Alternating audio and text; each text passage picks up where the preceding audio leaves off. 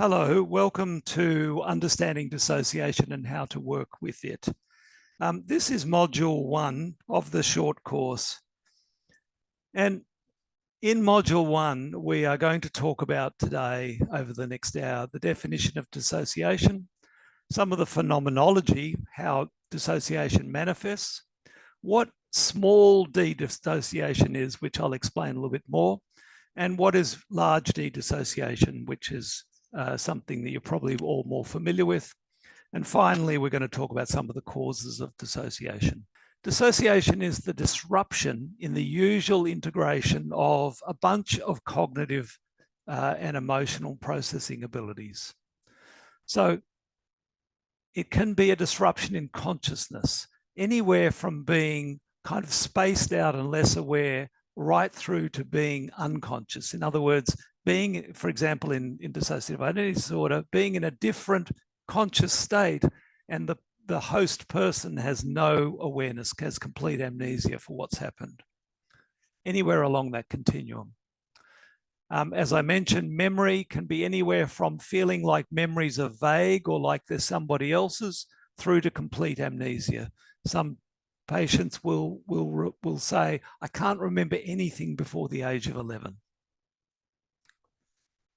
Identity can be disrupted, and again, at its most benign or its most subtle, it's simply a feeling that this person, this me isn't really me. It's a kind of not me experience, all the way through to the established different parts in dissociative identity disorder. An area in dissociation that is confusing is the idea of what's called large D dissociation versus small d dissociation.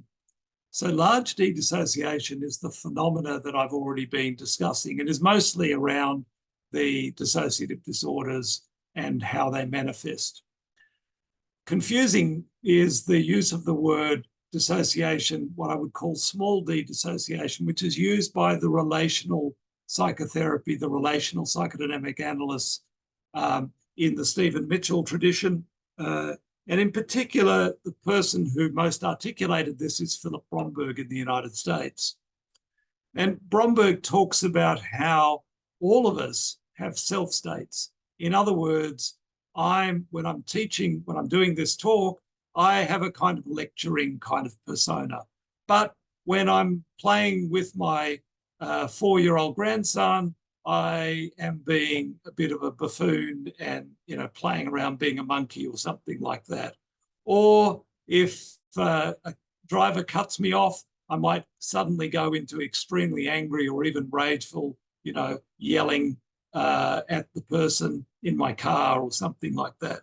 And that each of these different states are different. They're all self-states, but they're all connected by the unified me. So I recognize myself within these states, even though I am somewhat different. And in a way, when it gets extreme, let's say the road rage thing, I might get so angry or so enraged that I actually don't recognize myself. It becomes a kind of not me experience. I sort of say to myself later when I've calmed down, wow, that wasn't me. That's like I was somebody else. But in reality, these are all self-states. And what Bromberg argues is that health is a series of self-states. We all have a series of self-states, and that health is the capacity to flexibly stand between the spaces. In other words, stand between these different self-states and flexibly move from one to the other, yet retaining a sense of cohesion